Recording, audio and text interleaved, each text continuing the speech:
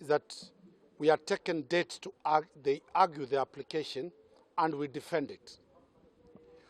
We filed 9 replying affidavits, answering paragraph to paragraph, blow to blow, where we raised very fundamental issues. One, on the contradictions in the state's application. We demanded to have the investigating officers, 2 of them, be cross-examined. The state's objection was not upheld, and the court allowed us that we will cross-examine the people who deponed the investigators. Among the issues that we raised in the replying affidavit that has occasioned this are 13 reasons. 1, the state says all the 9 people were on Mombasa Road during the abduction. We have produced evidence that not all of them were in Mombasa Road. The second respondent was with his wife at home, and we have raised a defense of an alibi. So the state found itself completely flat-footed, alleging that all the 9 people were on Mombasa Road. Number 2, we have produced evidence to the fact that this is a political witch hunt, where the head of state in Kericho Church, the head of state at the national celebrations of Mashujaa Day, directed the police to investigate these people.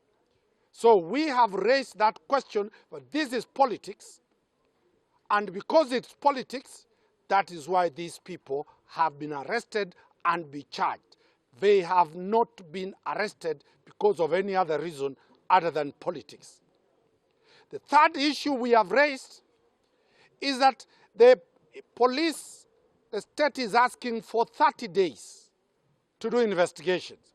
Within the affidavits, the state confirms that they have already done with the phones, they have already done with other facilities. So why are they asking for 30 days?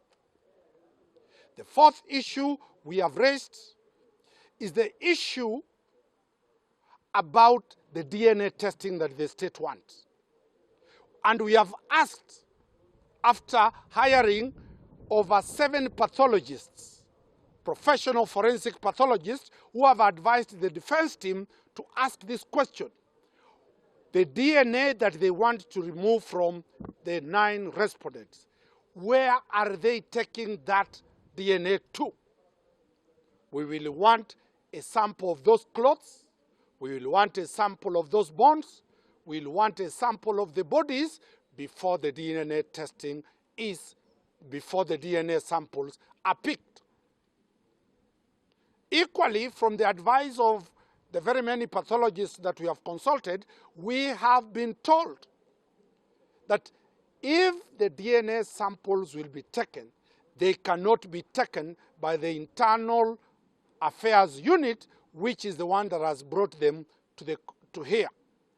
We are demanding that if DNA tests to be done, to be taken samples, they be taken, 1, at the national government chemist facilities, and 2, 4 other sample laboratories, 2 of them being outside this country, so that we'll be sure that the samples that have been taken will not be taken and be dumped at Aberdare, and they say these 9 people, their DNA samples have been found at Aberdare.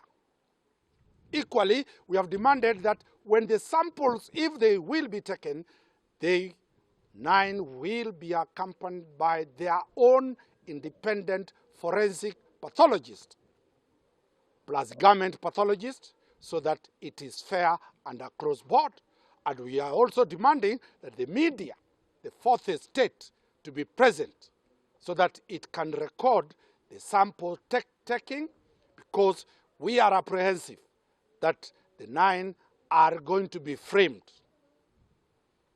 We have also raised the question about the newspaper story going round that already their phones have been analyzed and there is connection that the photos of the dead bodies were forwarded to their bosses. We demanded that. Thank God the Director of Public Prosecution yesterday on KTN News denied that that is not the true position. And we wanted to put it very clearly that that is not the true position, that their photos have been found and the photos of the dead have been ascertained. We also raised the question of why this matter is here, because the abduction happened at Mombasa Road. The courts that have jurisdiction in Mombasa Road is Milimani and Kibera. To the far end of Sid Cabanas, it is Makadara. Why is this matter here? We also raised the question, the bones have been found in Nanyuki, in the Aberdare National Park, which falls under the Nanyuki law courts. Why should these matters be brought here instead of them going to where the offense was allegedly committed, either in Mombasa Road or in Nanyuki? Those matters were weighty. The state could not be able to respond today. Then they made an application that they need 15 days to detain the officers until they respond. We argued over the dates, and the court has made a decision that they will only be given 3 days. Then we will proceed on the application and our responses on Thursday at 9 a.m. Of great concern is that we had raised an issue that the 5 officers who were arrested not to be detained at Industrial Police Station, because some of the people who are inside are the guys our officers arrested. The state objected.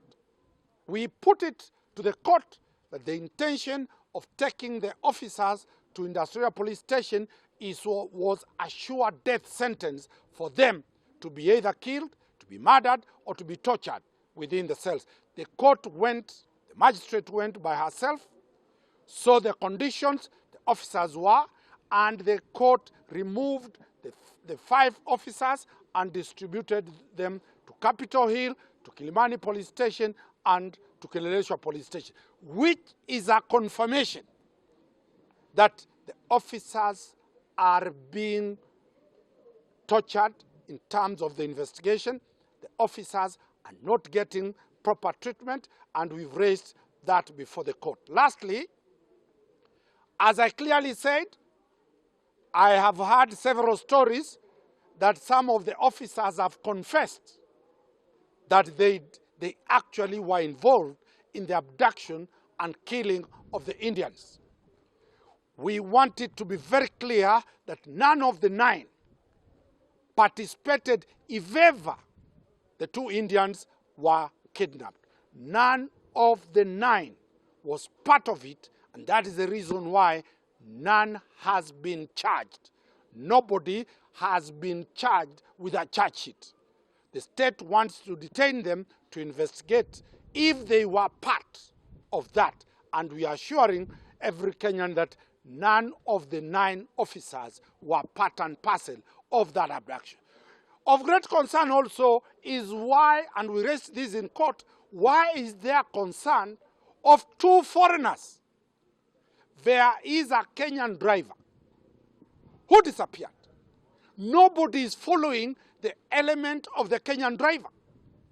Why is the security apparatus more concerned with foreigners to the exclusion of one of our own, who is a Kenyan taxi driver? So that selective type of prosecution is what we have raised. Thank you. There was an issue. The first 4 were brought under one miscellaneous application, when the next one was brought under a second miscellaneous application. Today, the state made an application for consolidation.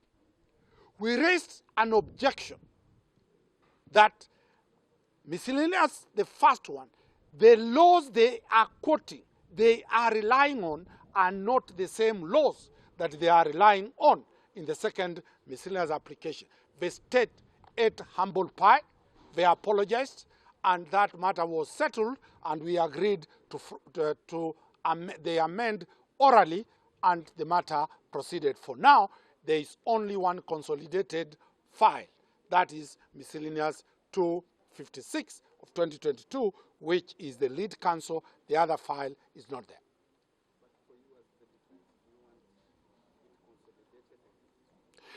We already, that has been settled. We objected. Once they changed the law, we accepted for the matter to proceed, and that is already settled. Any other issue?